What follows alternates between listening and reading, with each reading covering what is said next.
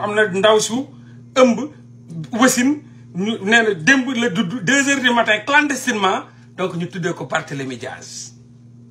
lii am na Sénégal non lii am na Sénégal quoi kon Ndella Madior mi day toog ci ay télé quoi sol ay grand boubam njaax nii gars yi di ko déglu quoi non dëkk bi booy dëkk barke Serigne Touba bu Serigne Touba génnoon ci dëkk bi geddu ko bu ñëwaatoon fekk dëkk bi geddu ko day delluwaat danaan dugalaat leen ma suuf bu Baye Niass jógaatoon dëkk bi gis lu mel ni danaan dugalaat leen ma suuf bu ko Limaamu Laay gisoon jóg ci dëkk Sénégal bi tey jóg dina gedd ñu fa bàyyi woon ñëpp danaan dugalaat leen ma ci suuf si muy Maodo Malick ak keneen barke alxuraan mais dëkk bi moo gën a yées dëkk bu yàlla mos a bind ci àdduna noo tax ci torox tàng la ñuy dëkk ci bon la ñuy dëkk ñu leen di jiite dëkk bi oh mais le Sénégal das bullshit dëkk bu waay yow donc moom dafa am groupe am quoi di jaay proxénète la day jaay ay jigéen ba pare groupe boo xam da ngay fay abonnement non mais c'est catastrophique. Compris, c'est un problème de niveau. Voilà, tous les 6 mois l'abonnement se renouvelle.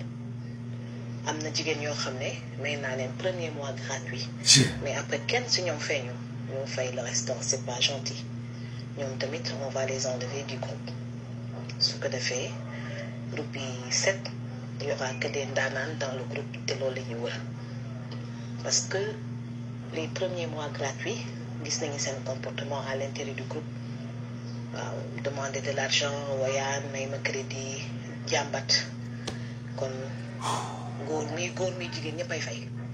su ko defee ñu am moyen kese ñooy dugg te dërëm ak dërëm rek ñooy ànd soo def kii de day jaayate carrément jaay nii jaay nit jaay jigéen ba pare ñu koy fay ci groupe bi muy jaay muy moom xaalis bu ñu koy fay boo bokkee ci groupe bi da nga koy fay moom loolu lay am léegi yéen ngeen waxtaan seen biir mbaraanante laalante loolu yéen la boo leen ëmbalante mu jël doom bi jaay doom bi mais c'est incroyable Antoinette dalal ma Monsieur Keita. Bonjour, assalamu alaikum, groupe VIP, amitié, mariage, business, maa ngi leen di nuyu bu baax kenn ku ci nekk ci turam ak santam. ñu dalal nag suñu gan gi borom kër gi dalal ci kër gi macha allah mu yuyoo ci turu Monsieur Keita dalal ak jàmm ci kër gi. kër gaa ngi noonu nag ay borom baax rek ñoo fi nekk ñu lay ñaanal li la fi indi yal nga ko amee noonu ni nga ko bëggee di la wax bienvenue Monsieur Keita. la ilaha illallah nee na lu mu fa bëgg. yal na ko amee noonu. aujourd'hui aussi c'est un autre jour.